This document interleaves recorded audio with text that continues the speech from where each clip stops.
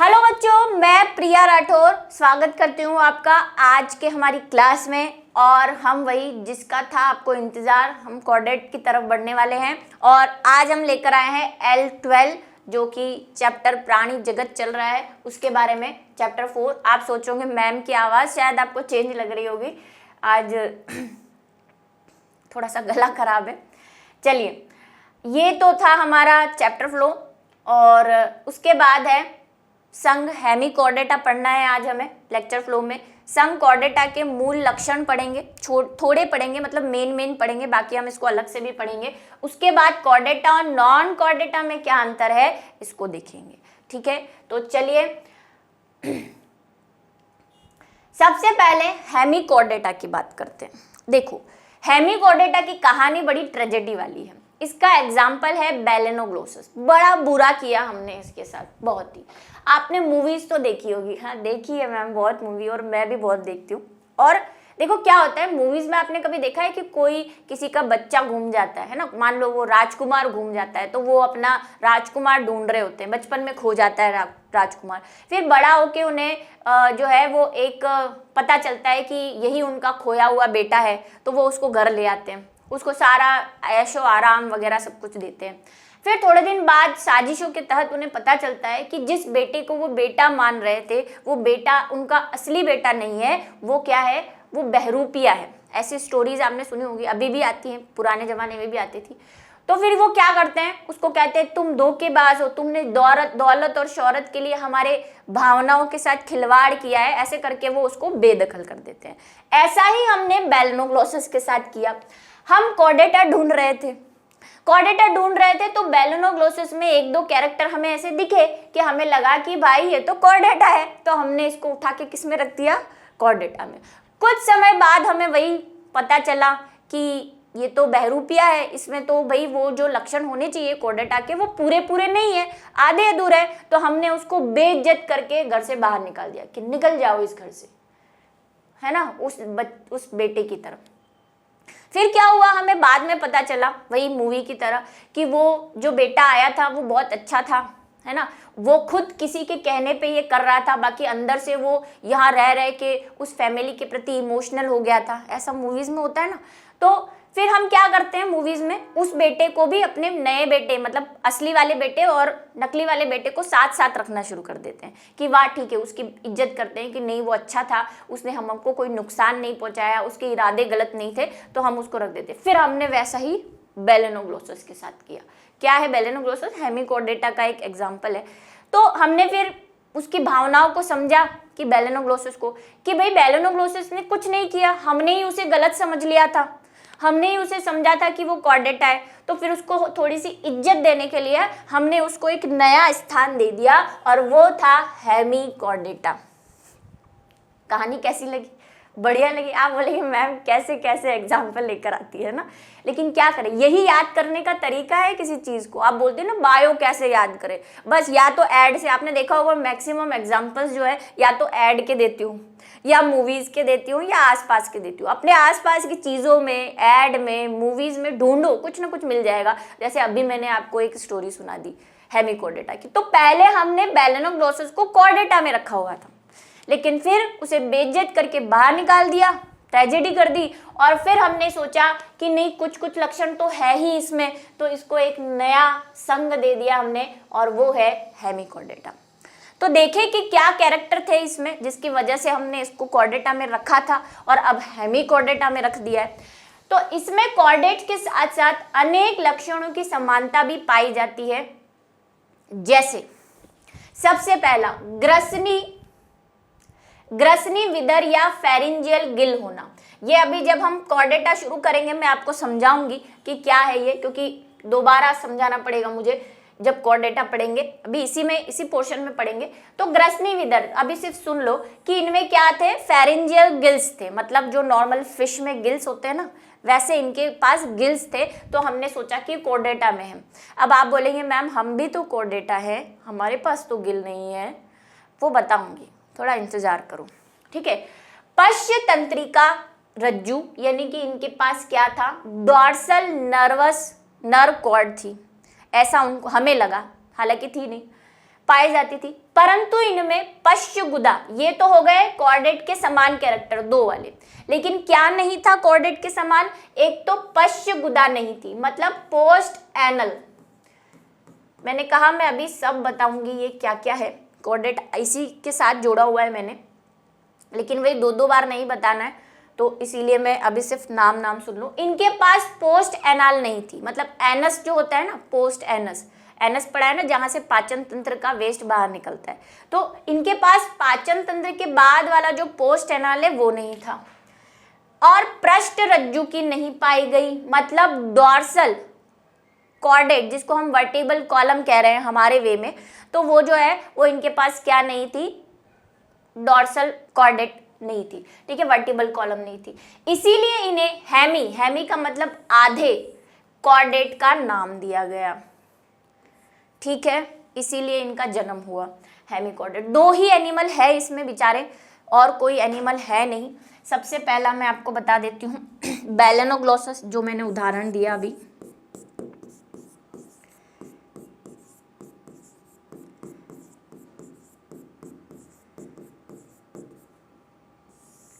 और दूसरा है सैकोग्लोसस।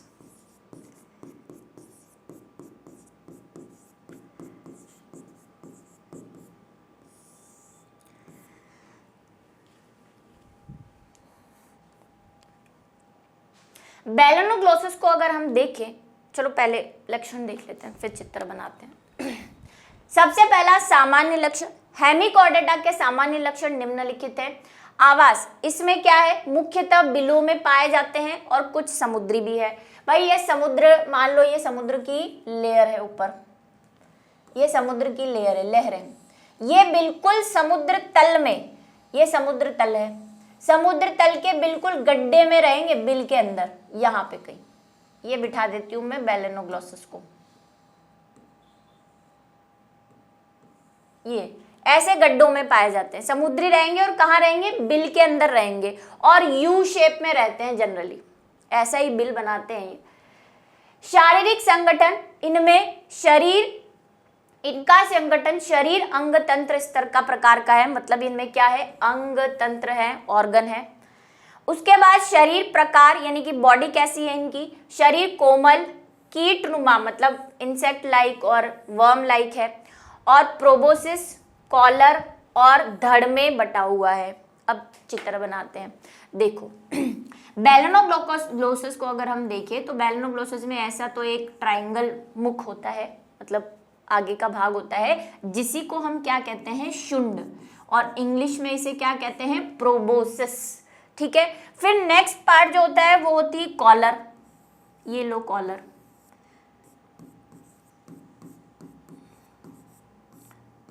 ठीक है, और बाकी जो पार्ट है वो है इसका धड़। अब ये जो धड़ है ना, ये फिर 3 पार्ट में डिवाइड होता है,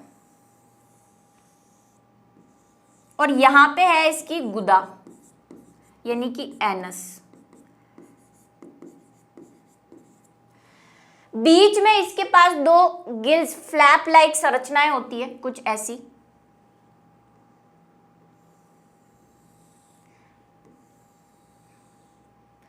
और यहां पे होते हैं इसके गिल्स, और यहां पे इसके होते हैं हिपैटिक रीजन,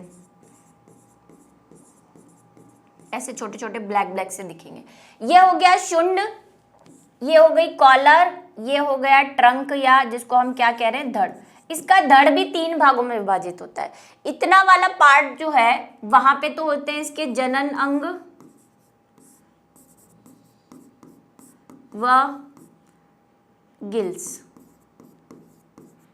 ये वाला पार्ट, ये होता है इसका हिपैटिक रीजन,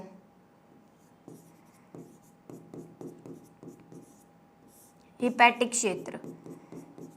हिपैटिक क्या है आप समझ सकते हो, लीवर, लीवर से रिलेटेड चीजों को हिपैटिक कहते हैं। इनके पास प्रॉपर लीवर नहीं है, लेकिन हिपैटिक रीजन है, ठीक है। और ये वाला जो लास्ट पार्ट है वो गुदा हम लिख चुके हैं। अब देखो वो जो पहले वाले कैरेक्टर है उनको जरा आपको नोटिस करवाती हूँ। इनके पास पहले हमने क्या करा, जब इनके कॉलर को खोल के देखा तो हमें एक संरचना मिली, ये इसको बोलते हैं स्टोमोकॉर्ड। अब हम इसको स्टोमोकॉर्ड कहते हैं। पहले हमें ये लगा कि ये नोटोकॉर्ड है। नोटोकॉर्ड क्या है मैं बताऊंगी, अभी के लिए इतना समझ लो कि कॉर्डेट का सबसे मेन कैरेक्टर है नोटोकॉर्ड होना। एक सॉलिड नोटोकॉर्ड होती है, ठीक है। तो हमने इनको क्या समझा पहले कि ये नोटोकॉर्ड है, इसलिए हमने इनको कॉर्डेट में रख दिया था, लेकिन बाद में पता चला ये तो स्टोमोकॉर्ड है, ये नोटोकॉर्ड जैसी नहीं है, तो इसीलिए फिर हमने इसको जो हेमिकॉर्डेटा में रख दिया। तो ये है बेलेनोग्लोसस का चित्र और इसमें ये पार्ट है, ठीक है। अब ये लंबे हैं, ऐसे यू शेप है और विल में रहते हैं, ठीक है। ये इनकी शुंड है, इनके शुंड में एक स्पेशल टाइप की ग्लैंड पाई जाती है जिसको प्रोबोसिस ग्लैंड कहते हैं। इंग्लिश वाला अगर आप नाम याद रखेंगे प्रोबोसिस, तो उसी पे बनी हुई है प्रोबोसिस ग्लैंड। क्या करती है, ये जो छेद बना रहे हैं ना ये जमीन के अंदर बिल, ये इसी से बनाते हैं, ठीक है। बाकी इनमें जेनाइटल ऑर्गन है और ये जो है ये गिल्स है, ठीक है। इस तरह से अभी रियल वाला भी बताएंगे आपको।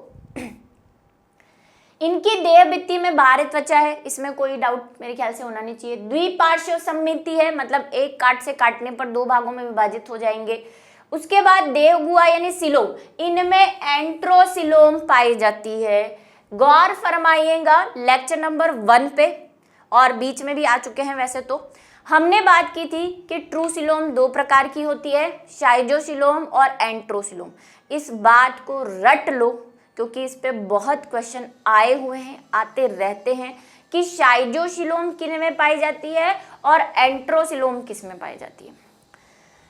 एनालिडा, मोलस्का और ऑर्थोपोडा, इन तीनों में शाइजोसिलोम टाइप की सिलोम है, ठीक है। ये बात मैं फर्स्ट लेक्चर में बता चुकी हूँ, जब मोलस्का और ये आए थे तब भी बताई थी, अभी फिर बता रही हूँ। और इकाइनोडर्मेटा के बाद हेमिकॉर्डेटा और हेमिकॉर्डेटा के बाद कॉर्डेटा, तीनों में एंट्रोसिलोम है। एंट्रोसिलोम क्या है, ये पिछले वाले लेक्चर में जब मैंने इकाइनोडर्मेटा पढ़ाया था तब पढ़ाया था कि इनकी जो सिलोम है, मीजोडर्म है, वो किससे बनी हुई है, ब्लास्टुला में जो एंट्रम गुहा होती है उससे बनी हुई है। 2-3 बार बता चुकी हूँ, इसलिए अब मैं ड्रॉ नहीं कर रही, ओरली समझा रही हूँ, ठीक है। इनमें क्या है, एंट्रोसिलोम। इसी वजह से हेमिकॉर्डेट को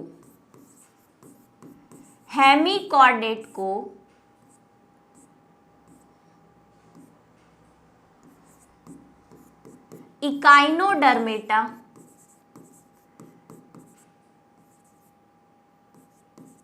व कॉर्डेटा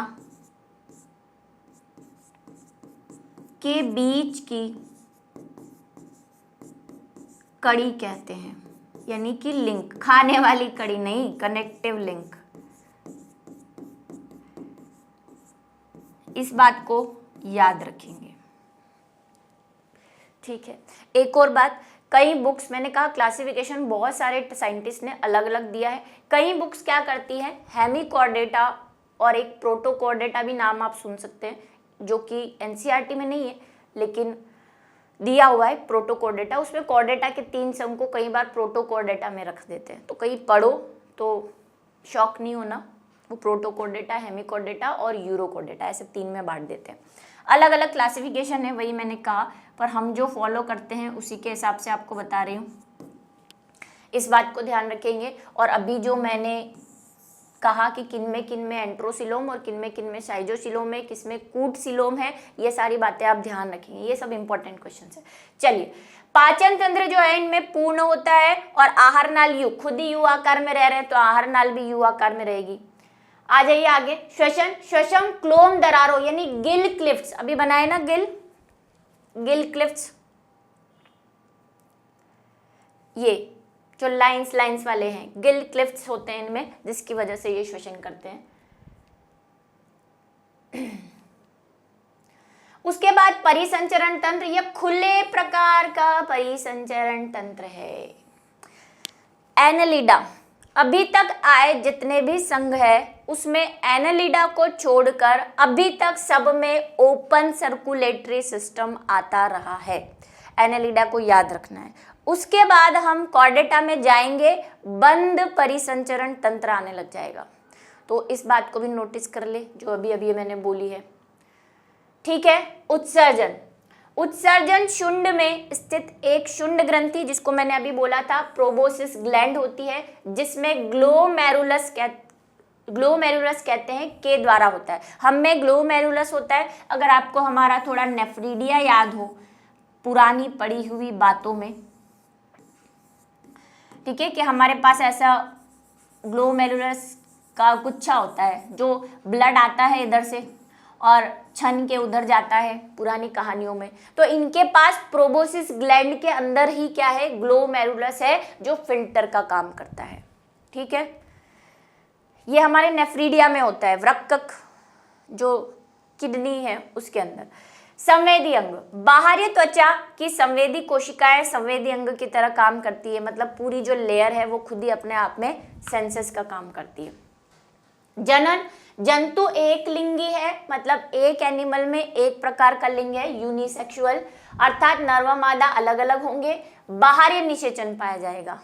भाई बड़ा आलसी एनिमल है, ये बिल में रहता है, पड़ा रहता है, पानी इसके बिल में आता है, तो ये मिट्टी खाता है। अच्छा एक और चीज बता देती हूँ, मिट्टी और पानी खाता है, मिट्टी खाता है, पानी खाता है। उस मिट्टी में जो भी छोटे मोटे बैक्टीरिया या वो फाइटोप्लैंक्टोन्स होते हैं, है ना, छोटे पादप या जंतु, वो इसके फिल्टर कर लेता है, मिट्टी को बाहर फेंक देता है, और जो जीवाणु या बैक्टीरिया या जो छोटे छोटे सूक्ष्म जीव हैं उनको खा लेता है, और फिर पानी इसके अंदर चला जाता है। ठीक है, और पानी के साथ वही पानी और मिट्टी के साथ जो भी आता है खाने लायक वो ले लेता है, बाकी सबको बाहर निकाल देता है। तो ये जनन भी वैसे ही करता है। ठीक है, मान लो ये बिल में बैठा है, इधर एक बिल में एक बेलेनोग्लेसिस बैठा है, दूसरे बिल में दूसरा बेलेनोग्लेसिस बैठा है, एक मादा होगी और एक नर होगा। आलसी, ये बिल से बाहर निकलता ही नहीं है, मिट्टी खाता रहेगा, खाना वहीं मिल जाए तो बढ़िया, नहीं तो कोई बात नहीं। ये समुद्र के नीचे तल में है ना, तो ये क्या करता है, ये मादा वाली अपने अंडे बाहर छोड़ देगी समुद्र में, नर अपने शुक्राणु बाहर छोड़ देगा, और फिर वही किस्मत के भरोसे अगर इनका निषेचन हो गया तो नया बेलेनोग्लोसिस खुशखबरी घर में आ जाएगी, और नहीं हुआ तो क्या कर सकते हैं। ठीक है, चलिए, तो बाहरी निषेचन है, यानी कि पूरा के पूरा जल में विसर्जित कर देते हैं ये। परिवर्धन, इनमें प्रायः अप्रत्यक्ष यानी इनडायरेक्ट यानी लार्वा अवस्था पाई जाएगी। इनमें टॉर्नेरिया लार्वा मिलता है। देखो मैं कभी लार्वा बताती हूँ नाम, कभी नहीं बताती हूँ, इसका मतलब यही है कि बहुत सारे एनिमल्स में कोई एक फिक्स लार्वा मिलता है तब तो बता देती हूँ, लेकिन कुछ ऐसे फाइलम हमने देखे जहाँ पे लार्वा की भी वैरायटी है, और वो लार्वा की वैरायटी आपको याद नहीं रखनी है, तो फिर आपको काहे को खामखा कंफ्यूज करना। एक दो मैंने बता दिए, जैसे ट्रोकोफोर बता दिया था जहाँ जहाँ आया था, रैप्डो लार्वा बता दिया था, क्योंकि एक एक ही था।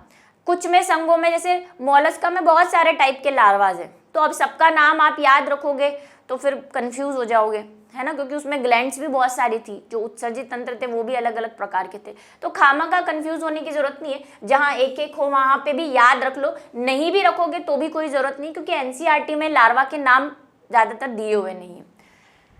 ठीक है, हेमिकॉर्डेटा में एक पृष्ठ रज्जु जैसी संरचना पाई जाती है, जिसे स्टोमोकोड, मैंने कहा हम पहले इसको क्या समझते थे, नोटोकोड समझते थे, जो ऊपर मैंने बनाई थी अभी पिछले।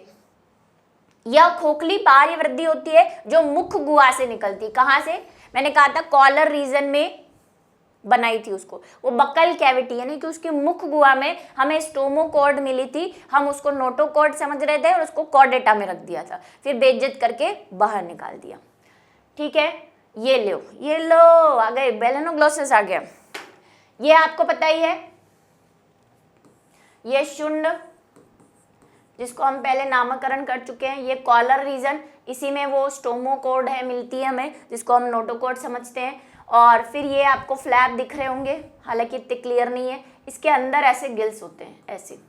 ये वो हिपैटिक रीजन है, जो ब्लैक ब्लैक मैंने डॉट बनाए थे, ये यहाँ पे आपको क्लियर नहीं दिख रहे होंगे, और ये इसकी पूंछ है, और यहाँ पे गुदा है, जो मैं पोस्ट एनाल चीज कह रही हूँ। अगर इसकी गुदा के बाहर भी कोई एक्स्ट्रा चीज होती, मतलब गुदा यहाँ होती और पूंछ बाद में होती, तो उसको हम बोलते हैं पोस्ट एनाल। जो वर्ड आया था ना पुच्छ गुदा, अगर इसकी गुदा के बाद भी पूंछ का कुछ पार्ट होता तो उसको हम पोस्ट एनाल कहते हैं, लेकिन इसकी गुदा ही लास्ट इसका पार्ट है, उसके बाद कुछ है नहीं, इसीलिए फिर हमने इसको कॉर्डेटा में नहीं रखा। कॉर्डेटा में गुदा के बाद भी पूंछ जैसा ऑर्गन होता है। पता है आपके दिमाग में बहुत सारी चीज़ें चल रही है कि मैम हमारे कहाँ हैं, बताऊंगी, चिंता मत करो, सब सारे कन्फ्यूज़न दूर कर दूंगी, थोड़ा सा पेशेंस, ठीक है। कॉर्डेटा के मूल लक्षण आ ही गए हैं। कॉर्डेटा के मूल लक्षण निम्नलिखित है। सबसे पहला इंपॉर्टेंट है, देखो 4 लक्षण तो सबसे इंपॉर्टेंट है जो हमें रट लेने हैं, उसके अलावा जो बाकी के लक्षण है वो प्रेजेंट हो भी सकते हैं, नहीं भी हो सकते हैं, ट्विस्ट के साथ प्रेजेंट भी हो सकते हैं, ठीक है। लेकिन 4 जो मेन लक्षण है वो तो यहाँ दिमाग में बिठा लो। पहला वाला जो कि इंपॉर्टेंट है, नोटोकॉर्ड होना। क्या है ये? यह संघ कॉर्डेटा के जंतुओं के शरीर के मध्य पृष्ठ पर स्थित लंबी छड़नुमा लचीली रचना है जो इन जंतुओं के जीवन की किसी न किसी अवस्था में पाई जाती है। जरा इसको भी नोट कर ले, आधे सवालों के जवाब यही मिल जाएंगे कि किसी न किसी अवस्था में। जरूरी नहीं कि आप बड़े हो गए हो, वयस्क हो गए हो तो आप में नहीं है तो आप कॉर्डेट नहीं हो। जीवन के जन्म से लेकर मृत्यु तक किसी भी अवस्था में, भ्रूण जन्म भी नहीं, मैं तो कह रही हूँ एम्ब्रियो स्टेज में से किसी भी स्टेज में अगर आपको कॉर्डेटा के 4 लक्षण मिलते हैं तो आप कॉर्डेट हैं। आपको कॉर्डेट होने से कोई नहीं रोक सकता। अब पहली वाली बात है नोटोकॉर्ड क्या है, इसको अपन समझेंगे प्लेन बोर्ड पे। देखो अब मैं क्या बना रही हूं, वैसे तो मैं फिश बना रही हूं, लेकिन कोई भी एनिमल ले सकते हैं क्योंकि फिश बनाना थोड़ा सा इजी है। देखो ये एक फिश है, फिश भी कॉर्डेटा में आती है, बता देती हूँ। हम सिर्फ बाहरी आवरण बना रहे हैं, बाकी कुछ नहीं बना रहे हैं। सबसे पहला लक्षण कॉर्डेट का कि उसमें एक नोटोकॉर्ड होनी चाहिए। क्या है नोटोकॉर्ड?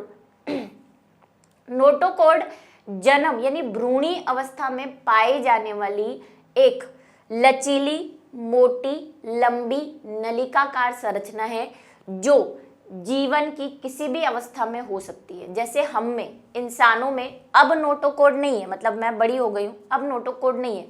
हम में भ्रूणी अवस्था, जब हम माँ के पेट में थे तब हम में नोटोकॉर्ड थी। कहाँ होती है ये बोल रहा है मध्य पृष्ठ पे। मध्य पृष्ठ मतलब यहाँ पे कहीं।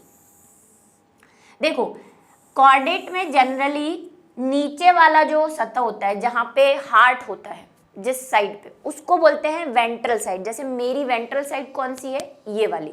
इसको वेंट्रल को क्या बोलते हैं हम? अधर।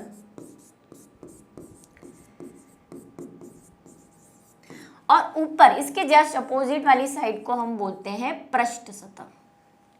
इसीलिए वो हर जगह जो पृष्ठ पृष्ठ पृष्ठ लिखा हुआ है ना, वो इसीलिए लिखा हुआ है डॉर्सल साइड पे, डॉर्सल, ठीक है। तो इसने बोला मध्य पृष्ठ, मतलब ना तो वो वेंट्रल पे है ना पूरा डॉर्सल पे, थोड़ा सा डॉर्सल से नीचे है। इसीलिए वो कह रहा है कि मध्य पृष्ठ सतह पर एक लचीली नलिकाकार मोटी संरचना पाई जाती है जिसे हम नोटोकॉर्ड कहते हैं। तो पहला कैरेक्टर क्या है? नोटोकॉर्ड होनी चाहिए। किसमें? कॉर्डेटा में।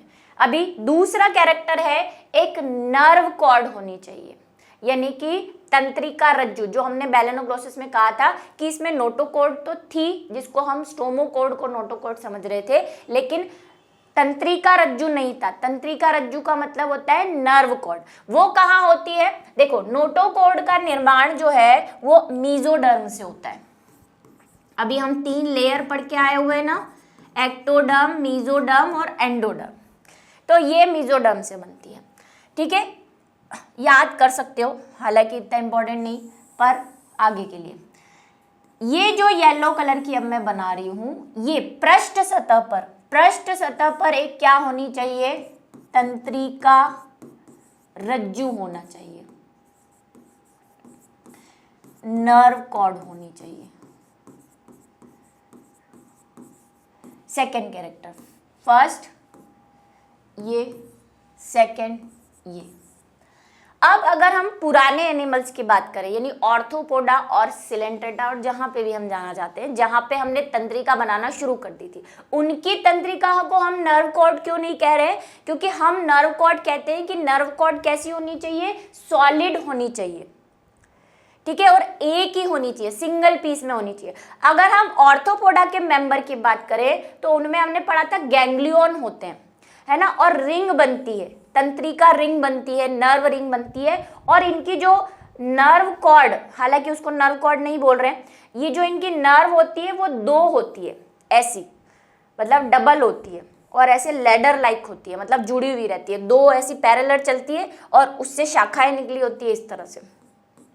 लेकिन हमारे ऐसी नहीं है, हमारी सिंगल पीस है, उसमें से क्या निकली हुई है, ब्रांचेस निकली हुई। ब्रांचेस तो इसमें से भी निकलेगी, लेकिन ये एक है, पूरी सॉलिड है, ठीक है, ठोस है। ये कैसी होती है, इनकी खोखली होती है।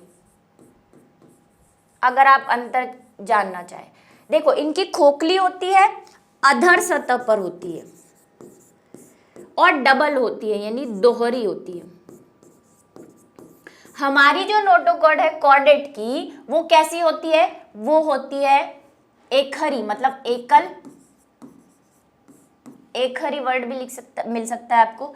ये होती है सॉलिड यानी ठोस, और पृष्ठ सतह पर होती है, पृष्ठ पे बनाई है ना मैंने। बात समझ में आ गई। नोटोकॉर्ड इनकी नर्व कोड से डिफरेंट क्यों है हमारी नर्व कोड, ये इसीलिए, ठीक है, ये बात समझ में आई। इसको मैं सॉलिड बना देती हूँ। चलिए, यही नर्व कॉर्ड हमारी, मतलब आप बोलेंगे क्या हम में नर्व कॉर्ड है, हाँ है, जिससे आपका ब्रेन बनता है, जिससे आपकी स्पाइनल कॉर्ड बनती है, जो वर्टिबल कॉलम के अंदर रहती है। हाँ, नोटोकॉर्ड वाला जो क्वेश्चन है कि हम में, जो हम इंसान है उसमें नोटोकॉर्ड जो है वो भ्रूणीय अवस्था में, जब हम भ्रूण होते हैं, माँ के पेट में होते हैं, तब हम में होती है। बाद में हमारी नोटोकॉर्ड जो है वो वर्टिबल कॉलम यानी कशेरुकी दंड में बदल जाती है।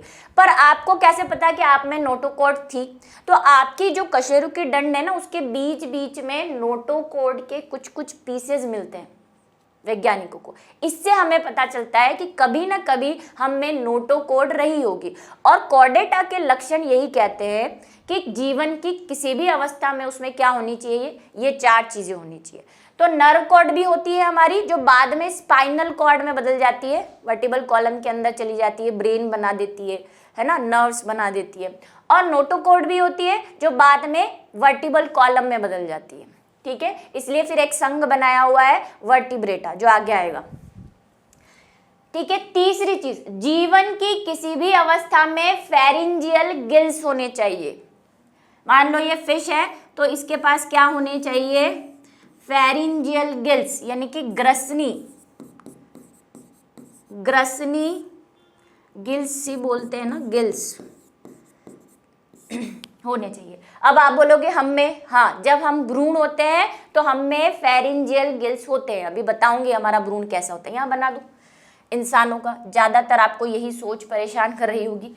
ये देखो, ये हमारा भ्रूण है, इंसान है, मानव। एग्जैक्टली वैसा नहीं बना रही मैं,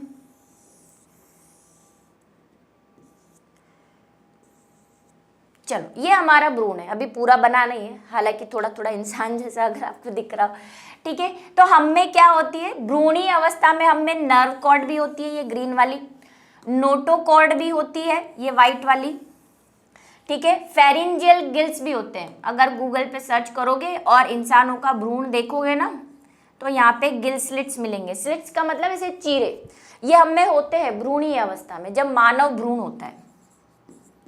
और सभी में जितने भी कॉर्डेट है उनमें किसी न किसी अवस्था में, किसी में वयस्क होने के बाद भी है, जैसे मछलियों में है, हम में नहीं है, गायब हो गए। दिख रहे हैं क्या कई चीरे, नहीं दिख रहे ना, हाँ दिख रहे हो बता देना, टेंशन आ गई मेरे को, ठीक है। गिल्स होते हैं, प्लस जो मैंने कहा चौथा कैरेक्टर जो मैं बताने वाली हूँ, पोस्ट एनल।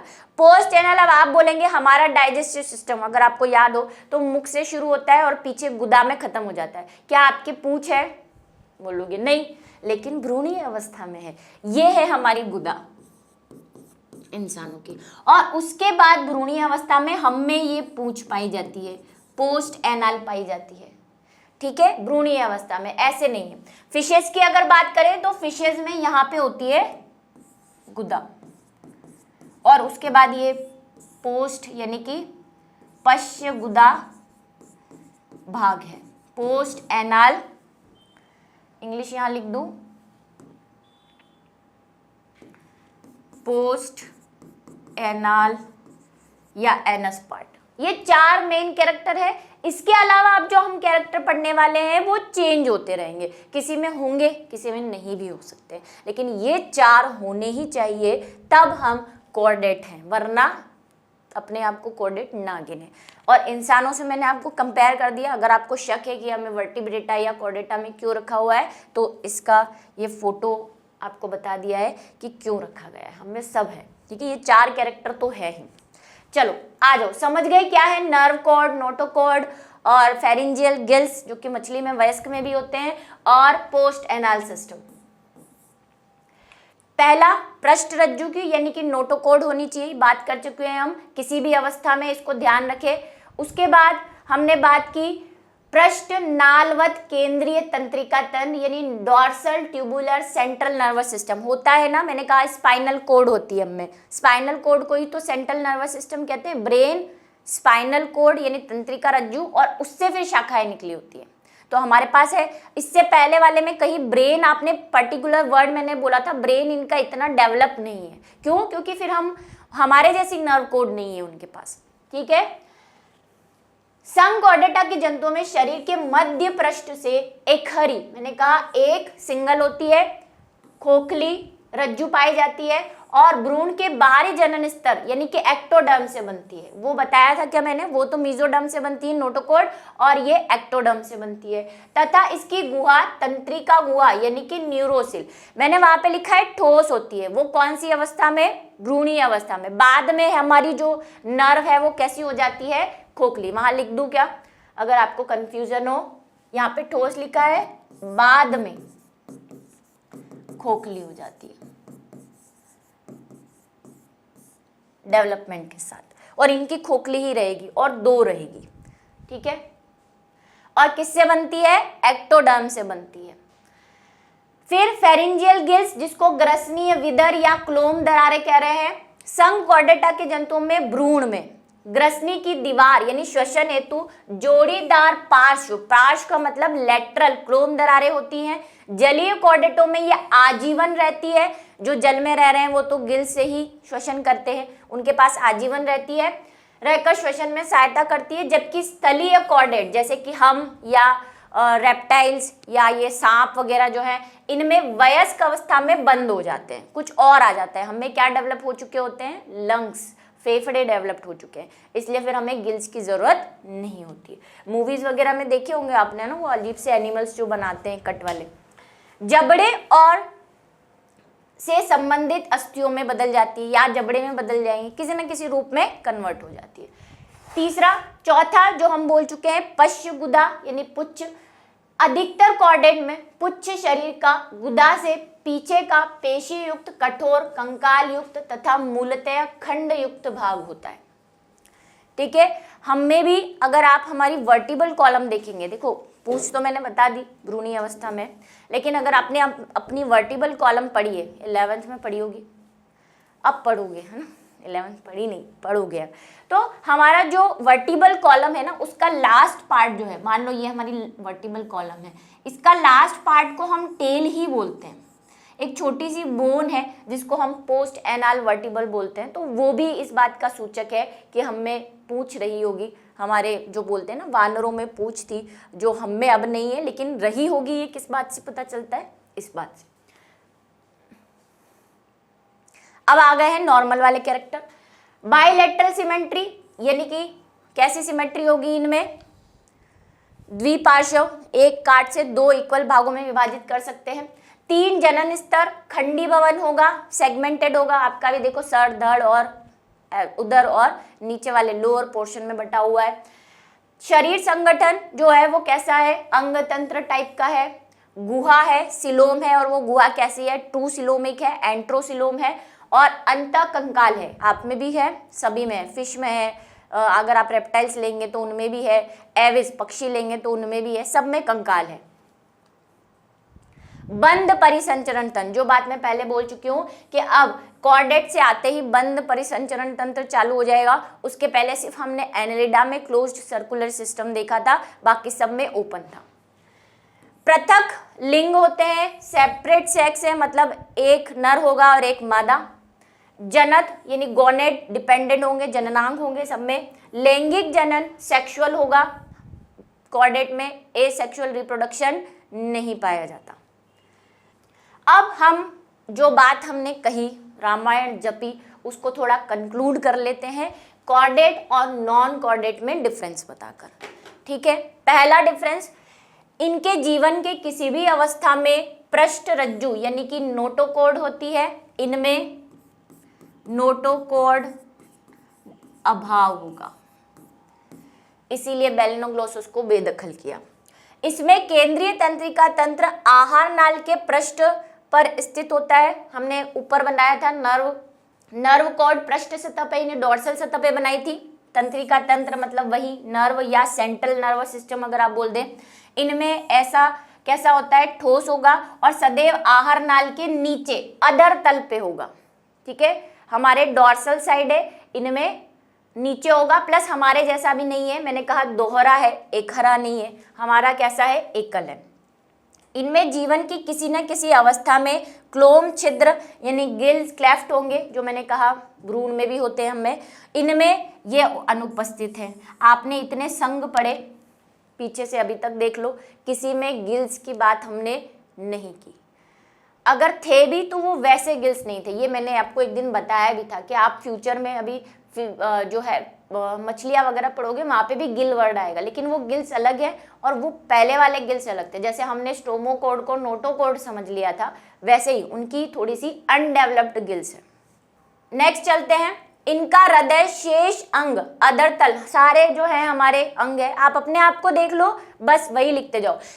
हार्ट और बाकी ऑर्गन सारे वेंट्रल साइड पे, डोर्सल साइड पे सिर्फ हमारे क्या है, जो हमारी पृष्ठ रज्जु है, जो वर्टिबल कॉलम है वो है, बाकी सब अधर तल पे है। तो इनके क्या होते हैं, जो कॉर्डेट होते हैं उनके वेंट्रल साइड पे होते हैं, अधर तल पे होते हैं, और इनके हृदय और शेष अंग कहाँ पे होते हैं, डोर्सल साइड पे, पीछे की तरफ होते हैं। ठीक है, इनमें यकृत निवाहिका तंत्र, ये आपको समझ नहीं आ रहा होगा।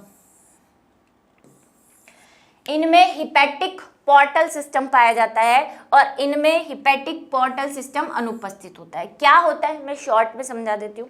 देखो, जो कॉर्डेट है या हम है, हमारे लिवर प्रेजेंट है, उसी को हम हिपैटिक भी बोलते हैं लिवर को।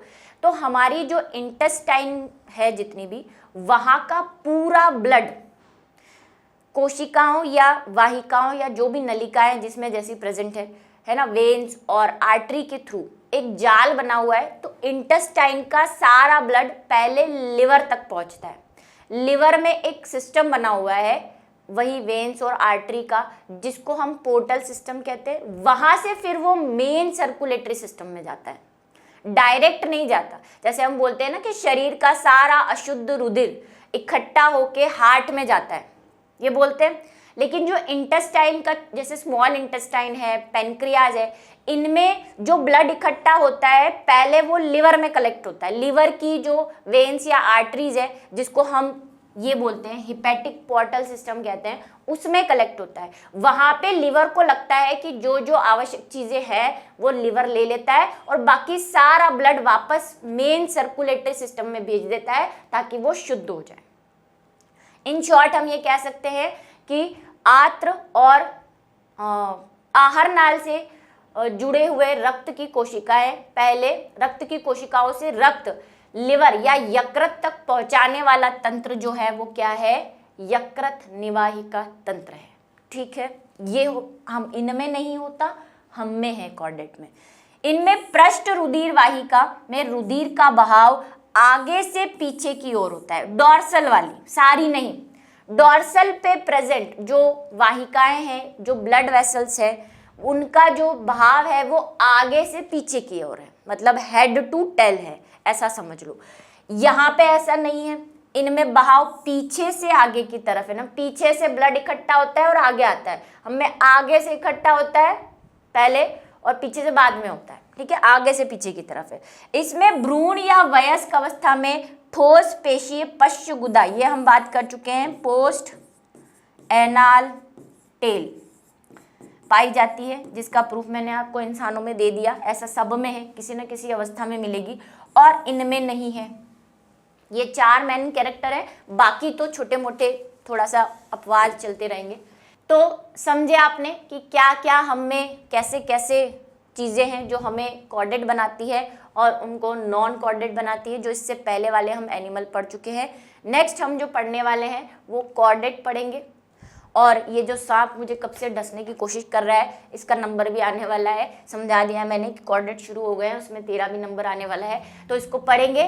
तो इसी के साथ आज का हमारा लेक्चर यहीं पे ख़त्म होता है। नेक्स्ट हम मिलेंगे कॉर्डेट्स के साथ कि कॉर्डेट के कैरेक्टर थोड़ा सा और डिटेल में, प्लस उनके क्या क्या आगे क्लासिफिकेशन है उसके बारे में।